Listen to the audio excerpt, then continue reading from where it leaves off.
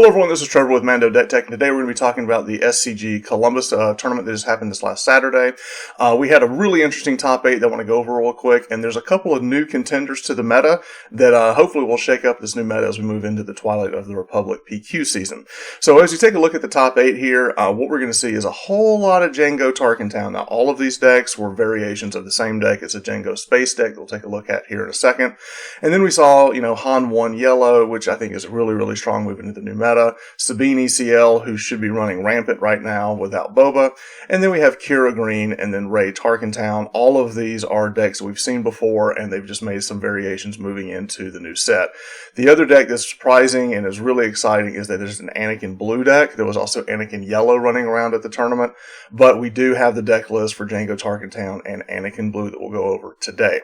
So first, let's go ahead and go over. So this is one of the Jango Tarkin decks that were doing really well.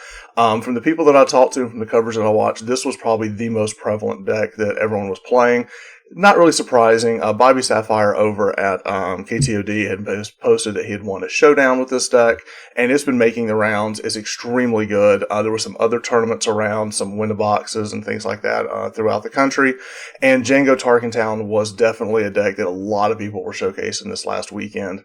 So let's kind of go over this. Like I said, I've done a video on the Jango decks before, but one of the reasons that Jango is so popular right now is with Boba being out of the meta now because he's been banned. Then if you want to play Fett's Fire Spray, Jango is really the only way to go.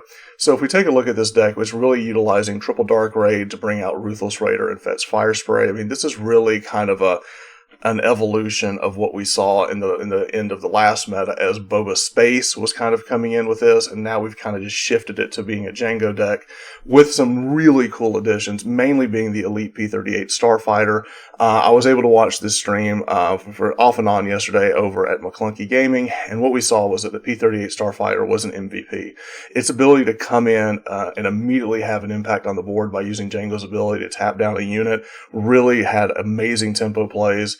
So I think that's a card that is just an absolute MVP in this deck. And the same thing goes with the Ruthless Raider, because of it coming into play effect, we're able to do damage and then tap things down and just create a lot of problems for our opponents. It's just got this amazing tempo that a lot of decks just struggle with. So I really think that if you've got a tournament coming up soon and you are kind of getting ready to go to it, you either should be playing Jango Space or playing against it, because I think this is going to be a very popular deck in the early days of the new meta. So definitely be packing, Concord Dawn Interceptors and things like that to be able to kind of fight an onslaught of space units. So very strong deck, very strong showing. We saw that 3 of the top 8 were this, and after they played, we saw that 3 of the top 4 were Jango Space. So very, very interesting that we saw that. The other deck that made top 4 was Sabine ECL. So that was your top 4 for Columbus, was 3 Jango Space and then Sabine ECL.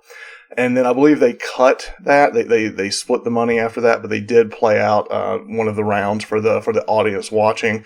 And we had a really cool McClunky Gaming did a stream. You can follow them on Twitch if you haven't already. They do great coverage. But what we saw was that Jango played against ECL, and I believe Jango ended up winning that match. So it was just kind of fun. All right, so now let's take a look at the deck that I'm super excited about, because we saw in the pre-release weekend that Anakin was by far the best leader to get in pre-release. In limited play, he was extremely good because of his ability to allow you to trade up.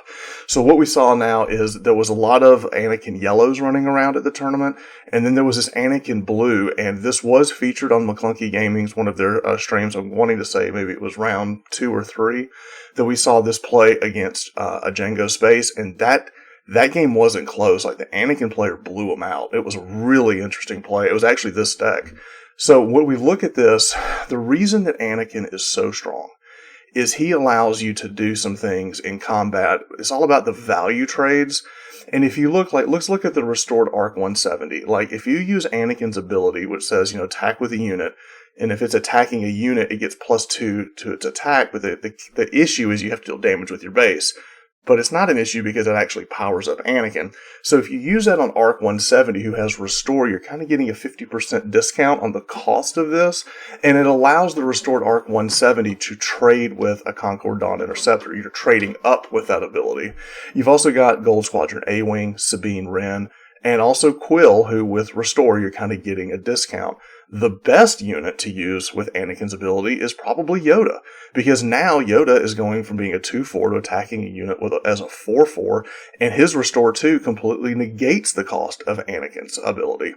So I think that's really, really strong play. The other thing that I found really interesting with this deck is Perilous Position. Perilous Position is a card that I really feel has become like one of my like favorites of the new meta because of its ability to really disrupt the Jango Space deck. So many of their units have 2 health. You got your Lurking Tie, you've got the Elite P-38 Starfighter we just talked about, but also 7th Fleet Defender. Perilous Position drops all of those.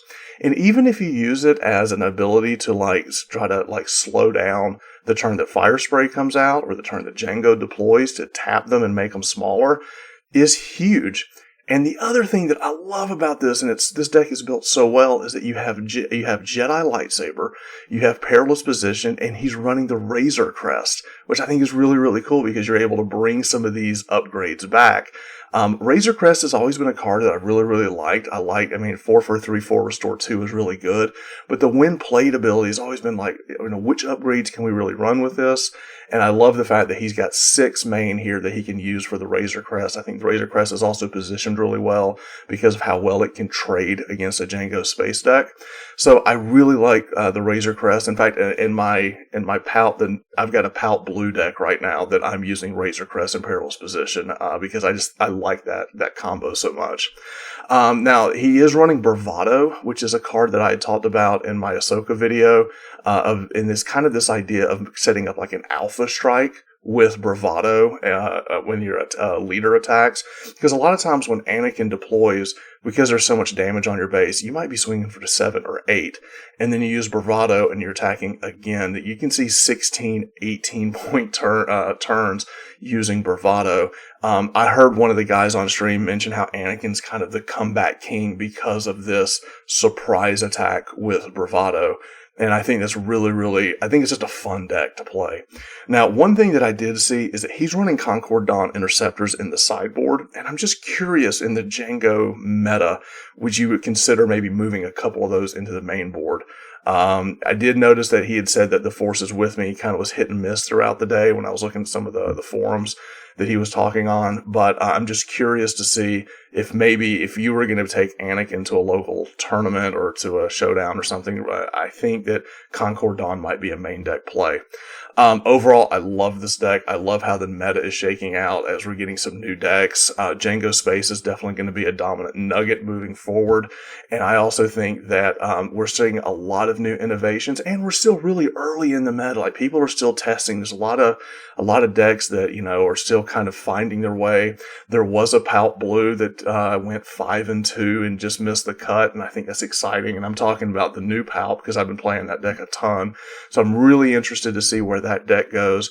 But I think Anakin having a strong showing here at the first major tournament and landing in the top 8, I think is huge. So I'm really excited about this. So congratulations to the players that did well at this tournament. I'm excited to see some of the new decks that are going to come out from the innovation from this. And if you haven't already, please consider liking, subscribing to the channel. I will be posting more meta decks and also meta results as we get ready for the new PQ season, which, spoiler alert, is coming really quick. I've heard as early as end of December, and I know by January we will definitely be playing in the new PQ season. So anyway, looking forward to it. Until next time, I'll catch you later. Thanks. Bye.